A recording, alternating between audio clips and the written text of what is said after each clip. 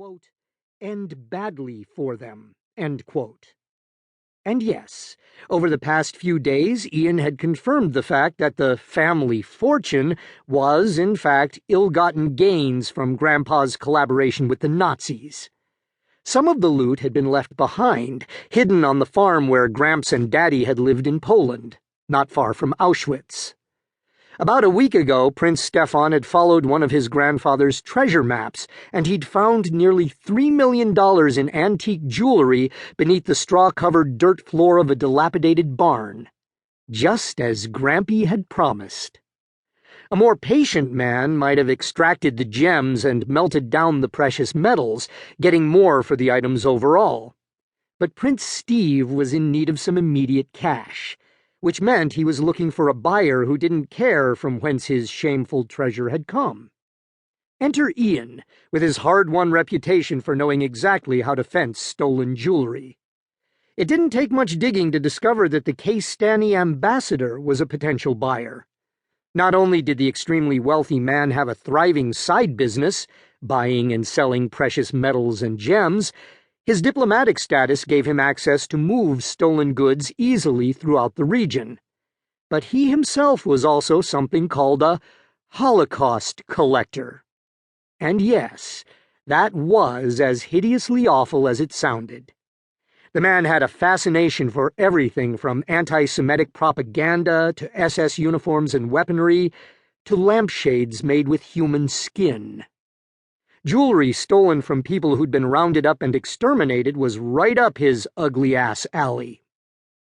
Ian didn't know the diplomat personally, but he knew a guy who knew a guy, and so he held his nose and made a few phone calls, which led them to tonight's show and tell with the prince and his plunder, followed by what was promising to be a teeth-grindingly awful embassy dinner with several dozen other guests who shared the ambassador's and prince's narrow worldview. But the dinner meant that Prince Stefan would be out of his hotel room for long enough to allow Johnny M. to wrestle with his laptop and download its contents. Ian didn't have to like it.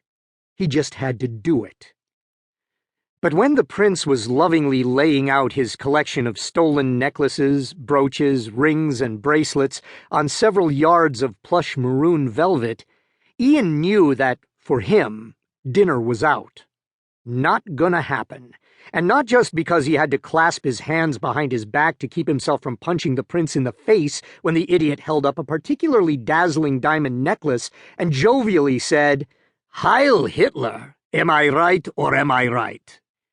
No, dinner was not going to happen because luck had delayed the ambassador, and Ian and the prince were still waiting here, still all alone in this embassy sitting room, when Ian's Bluetooth-disguised headset clicked on. "Download complete." Johnny M.'s salty voice came through Ian's earpiece loud and clear. Suddenly, Ian had options.